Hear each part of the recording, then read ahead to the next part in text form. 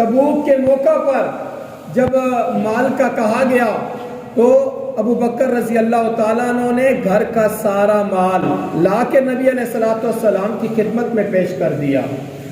آقا علیہ السلام نے پوچھا آل و عیال کے لیے، گھر والوں کے لیے کچھ چھوڑا ہے؟ جواب دیا ان کے لیے اللہ اور اس کے رسول کا نام چھوڑ دیا، وہ ان کے لیے کافی ہے۔ یعنی ان کے بھی گھر والے تھے، ان کی بھی ضروریات تھیں، وہ بھی انسان تھے، لیکن جب اللہ اور اس کے رسول علیہ السلام کا حکم آ گیا تو اس وقت گھر کا سارا مال لے کر آئے۔ عمر رضی اللہ تعالیٰ عنہ آتے ہیں، گھر کا آدھا مال لے کر آ جاتے ہیں، ان کی بھی ضروریات تھیں، ان کی بھی مجبوریات تھیں۔ اسی طرح مختلف صحابہ کرام جو ان کے پاس میسر تھا وہ مال لا رہے ہیں اور مال کے ڈھیر لگ رہے ہیں، نبی علیہ السلام کی خدمت میں پیش کر رہے ہیں۔ کیوں کہ جب معاملہ اقامت دین کا ہو، جب معاملہ اللہ کے دین کے غلبے کا ہو، اللہ کے دین کے دفاع کا معاملہ ہو، یا امت مسلمہ کا معاملہ ہو، مسلمان مجبور ہوں، ان کو مال کی ضرورت ہو، تو مسلمانوں سے اسلام کا تقاضا یہ ہے کہ اپنی ضروریات کو پس پش ڈال دو، جس قدر تمہاری استطاعت ہے اتنا مال اللہ کے راستے میں تم خرچ کرو۔ اسی طرح حضرت عثمان رضی اللہ تعالیٰ عنہ کے بارے میں آتا ہے کہ غلے سے بھرے ہوئے لادے ہوئے 300 اونٹ قطار میں لائے اور نبی علیہ السلام کی خدمت میں پیش کیے کہ یہ اونٹ بھی اسلام کے لیے،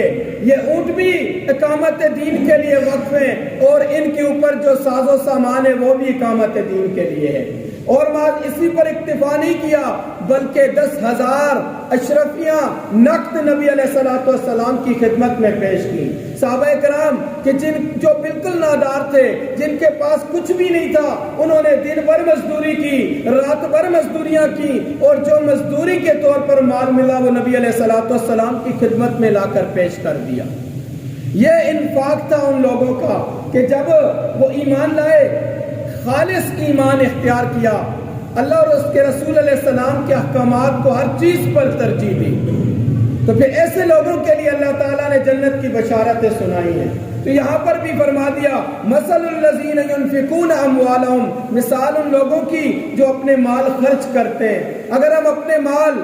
میلوں اور تماشوں میں ضائع کرتے ہیں، اگر ہم اپنے مال جوئے میں ضائع کرتے ہیں، اگر ہم اپنے مال اسراف اور فضول خرچیوں میں ضائع کرتے ہیں، مختلف فضول کاموں میں ہم اپنا مال لگاتے ہیں، وہ ضرور ضائع ہوتا ہے، اس کے بارے میں ضرور پوچھا جائے گا۔ لیکن جو مال ہم اللہ کے راستے میں دیتے ہیں، جو مال ہم اقامت دین اور دفاع دین کے لیے دیتے ہیں، جو مال ہم اللہ کے بندوں کی حاجات کو پورا کرنے کے لیے لگاتے ہیں، وہ قریبی رشتہ دار ہوں، وہ محلے دار ہوں، یا امت مسلمہ کے دیگر افراد، جب ہم ان حاجت مندوں کے لیے مال دیتے ہیں تو یہ مال بڑھتا ہے۔ اس مال کی وجہ سے ہماری مصائب اور پریشانیاں ختم ہو جاتی ہیں، ہمارے اوپر آنے والی مصیبتیں ختم ہوتی ہیں، ہمارے گھروں میں، ہمارے مال میں اللہ تعالیٰ برکت عطا فرماتے ہیں، اور یہ مال کئی گنا بڑھ کر اس کا بدلہ اللہ تعالیٰ ہمیں عطا کرتے ہیں، اور یہ مال دنیا تک محدود نہیں بلکہ آخرت میں بھی اس سے کئی گنا بڑھ کر بدلہ ہمیں عطا کیا جائے گا۔ نبی علیہ السلام سے ایک مرتبہ پوچھا گیا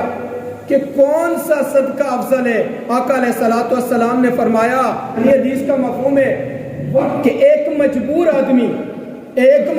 آدمی جب اپنے اس رشتہ دار پر خرچ کرتا ہے، وہ خود حاجت مند ہے، خود ضرورت مند ہے، اپنی ضرورتیں کاٹ کر جب اپنے رشتہ دار پر خرچ کرتا ہے، جو اس کا نام لینا بھی گوارا نہیں کرتا، آپ کا نام بھی اچھے طریقے سے نہیں لیتا، ہر وقت آپ کی برائی کرتا ہے، آپ کو دشمن سمجھتا ہے، اس کو آپ اچھے نہیں لگتے، لیکن وہ حاجت مند ہے، تو اس کو مال دینا یہ بہت بڑا صدقہ ہے۔ اسی طرح وہ مال انسان اپنی جائز ضروریات میں خرچ کرے گا، اپنے آل و عیال میں خرچ کرے گا، یہ بھی صدقہ ہے۔ اللہ کے راستے میں جب خرچ کرے گا، اخلاص نیت سے اللہ کی رضا کے لیے خرچ کرے گا، تو اس مال کا اس کو اجر ملے گا۔ لیکن مال حلال کا ہونا چاہیے۔ اگر میرے پاس سود کا مال ہے، میرے پاس رشوت کا مال ہے، میں نے لوگوں کا حق دبایا، میں نے خرید و فروخت میں ڈنڈی ماری، دھوکہ دیا، میں نے چوری سے مال حاصل کیا، میں نے کسی کو دھوکہ دیا، میرا مال اگر حلال کا نہیں ہے، میں نے جوا کھیلا ہے، مال مل گیا ہے، ایسا اگر مال حرام کا مال ہے، میں نشہ بیچتا ہوں، میں غلط کام کر کے مال حاصل کرتا ہوں، تو ایسا مال وبال کا ذریعہ، ایسا مال بڑھنے والا نہیں، ایسے مال کا کوئی فائدہ نہیں ہے۔ فرمایا مثل الذین ينفقون اموالهم، ان لوگوں کی مثال جو اپنے مال خرچ کرتے ہیں فی سبیل اللہ، اللہ کے راستے میں، کمثل حبۃ، اس بیج کی ہے، اس دانے کی ہے، انبتت سبع سنابل، جس سے 7 بالیاں اگتی ہیں، جس سے 7 سٹے پیدا ہوتے ہیں، فی کل سنبلۃ مئۃ حبۃ، اور ہر بالی میں 100 دانے ہوتے ہیں، یعنی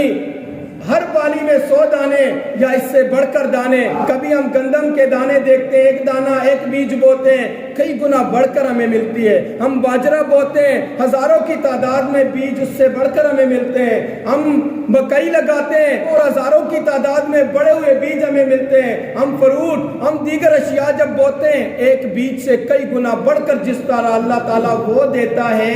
اس طرح اللہ کے راستے میں خرچ کرنے والوں کو اللہ تعالیٰ مال کئی گنا بڑھا کر دیتا ہے، اور اس کا اجر بھی آخرت میں کئی گنا بڑھا کر دیا جائے گا۔ واللہ یضاعف لمن یشاء، اور جس کے لیے چاہتا ہے اللہ بڑھا دیتا ہے۔ واللہ واسع علیم، اور اللہ تعالیٰ وسیع علم والا ہے، اللہ تعالیٰ کا علم وسیع ہے۔ کون کس قدر مجبور ہے، پیٹ کاٹ کر جو دیتا ہے۔